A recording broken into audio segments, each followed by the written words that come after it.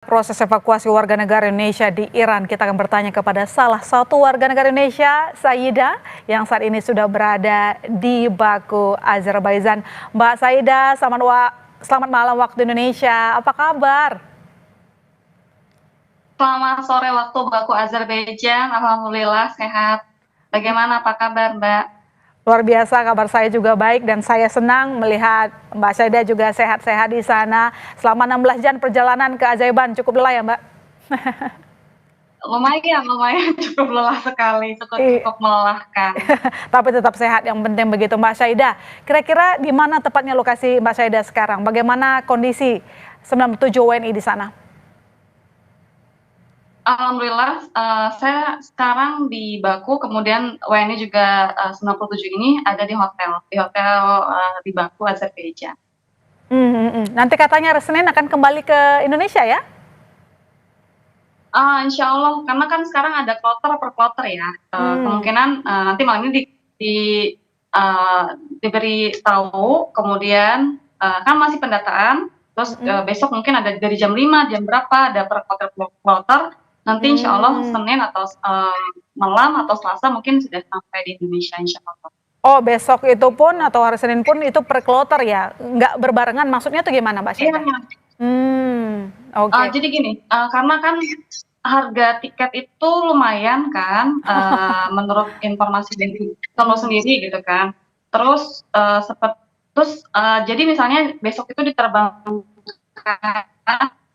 jam 5, kemudian juga kan akses terbatas, tidak bisa semuanya langsung berbarengan pulang. Jadi jam 5 ada pemberangkatan ke Indonesia, kemudian juga ada misalnya jam 8, kemudian jam 9, kemudian misalnya jam 11, jam berapa seperti itu, mungkin ada besoknya lagi sampai semuanya di 7 itu dievakuasi. Oke, dan seluruh WNI yang Lumayan melelahkan karena dan seluruh WNI iya, yang bersama-sama dengan Mbak Saida saat ini semua bersiap untuk pulang dan keadaan mereka juga sehat-sehat ya Mbak? iya, alhamdulillah sehat. Mungkin ada pas kemarin kami di perbatasan itu ada beberapa yang tertahan karena kan ada yang bawa bayi, kemudian bayinya itu belum ada paspor gitu. Tapi alhamdulillah bisa sampai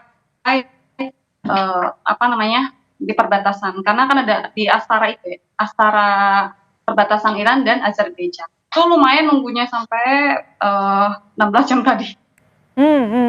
Mbak Saida, mungkin bisa diceritakan waktu pertama ada serangan di Teheran sebelum Mbak Saida dievakuasi ke Baku.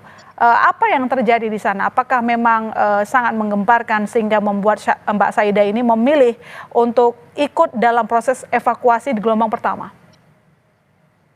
Iya, karena memang apa ya, Teren itu kan memang kapitalnya, ibu kota. Sedangkan kota-kota lain itu seperti seperti misalnya Mashhad itu tidak terlalu luas atau misalnya serangan-serangannya. Tapi kalau di Teheran itu banyak sekali ledakan-ledakan dari pagi, malam, kemudian juga yang paling banyak itu di malam hari sih. Tidak seperti misalnya di kotaku, mereka mungkin jauh gitu kan dari sekitar 2 jam dari Teheran, jadi nggak terlalu banyak ledakannya. Kalau di Teheran sendiri banyak, kemudian akhirnya saya memutuskan untuk evakuasi. Saya ke Teheran itu maksudnya di Teheran itu saya ke KBRI dari hari Kamis, kemudian itu pendataan segala macam, terus setelah itu dibantu sama KBRI juga untuk jam 7 pagi hari Jumat itu kan sempat nggak ada internet. Hari Kamis itu nggak ada internet, Jumat nggak ada internet.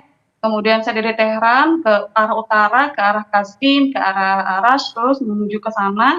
Perjalanan sekitar itu sebenarnya kalau normal tidak berjam-jam seperti itu, tapi karena memang banyak sekali pemeriksaan di polisi itu pemeriksaan lagi, hampir alhamdulillah menuju Astara. Kemudian juga di sana masih dicek lagi, bahkan sampai malam karena ada warga negara Cina di sana ya. Terus sudah gitu selesai, warga negara Cina sudah selesai keluar, kemudian Indonesia, kemudian di perbatasan itu masih dicek lagi.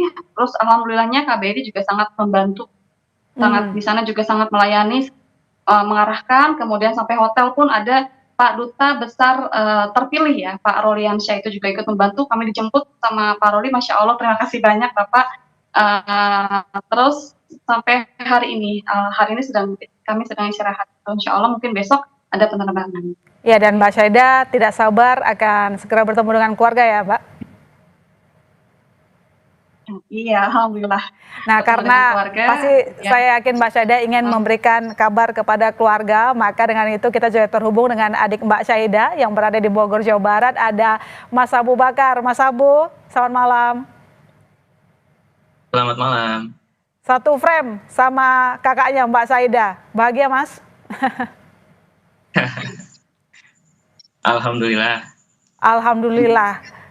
Bagaimana Mas respon keluarga ketika mengetahui ada konflik Iran dengan Israel yang semakin memanas? Pertama kali mengetahui adanya tensi yang cukup panas di sana. Apakah Mas Abu, keluarga maupun ibunda orang tua begitu sempat begitu gelisah dengan kondisi Mbak Syaida? Iya, tentu saja mereka sangat gelisah ya, terutama ibu saya sendiri dan juga kakak-kakak saya, bahkan saya sendiri pun merasa sangat gelisah ketika dengar kabar konflik seperti itu ya. Iya, dan saat gelisah apa respon dari orang tua? Karena saya sempat dengar ibu juga sempat drop ya, Mas? Iya, ibu sempat drop apa ya? Karena kan dia tuh ibu saya orangnya kalau sedih jarang ditunjukin gitu di depan anak-anaknya, di depan saudara-saudara gitu.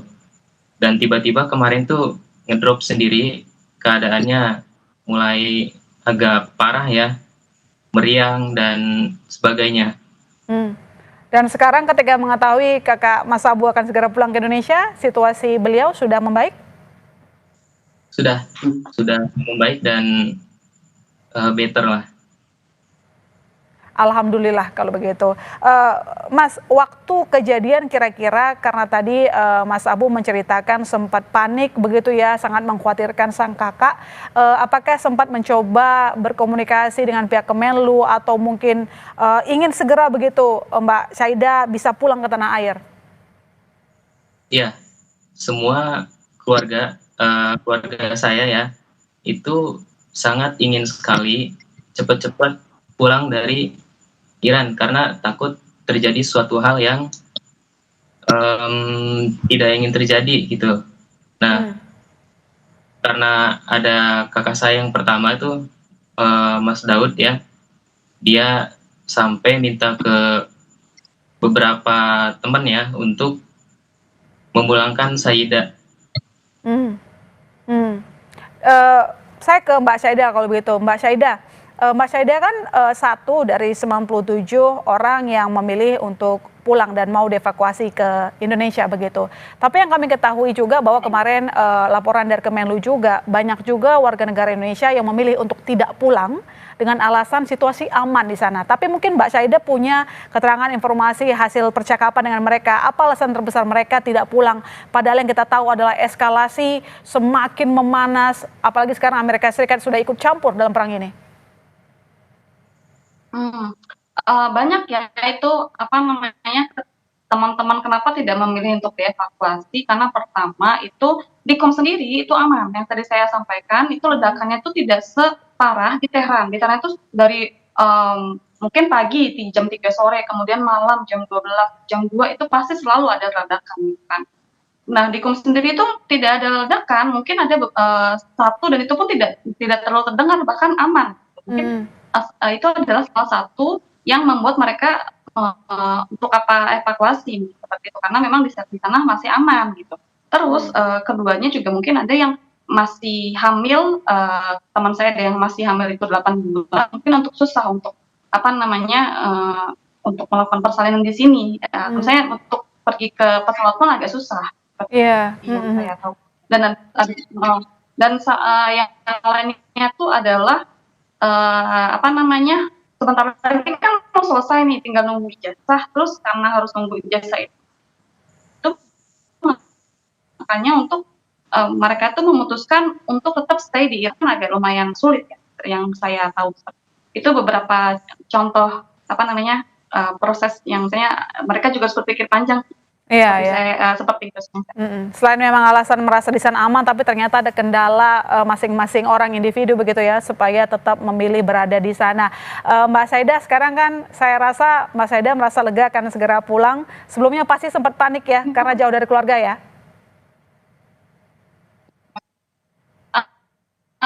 Panik, pasti Oh, oke. panik ya, karena kan memang saya di sini sendiri. Tahu Iya. biasanya memang dari dulu pas masa Amin itu nggak tidak seramai ini gitu. Masa Amin itu Oh, oke. juga ada pernah berapa kali, itu nggak separah yang sekarang gitu. Akhirnya Oh. saya memilih untuk Iya, dan karena kemarin sempat panik, tapi sekarang sudah satu layar dengan sang adik, begitu mungkin ada yang ingin disampaikan kepada adik, Mas Abu. iya. Alhamdulillah sih saya selalu menyampaikan kepada keluarga saya sendiri pun tidak harus maksudnya panik, tetap tenang, tetap jaga kondisi kesehatan. Saya pun seperti itu. Jadi karena kan kalau kita panik nanti akan ngedrop gitu kan. Jadi tetap tenang, tetap waspada, itu aja sih. Terus juga terima kasih juga untuk KBRI, Kemlu juga, terus kemudian atas pertahanan itu sangat membantu, itu kemana-mana pun sampai ditungguin sampai harus masuk baru mereka akhirnya pergi lagi gitu. Iya, Mas Insya Abu, Allah. Mas Abu Ya. ada yang ingin disampaikan kepada kakak sebelum nanti kangen-kangenan di Bogor?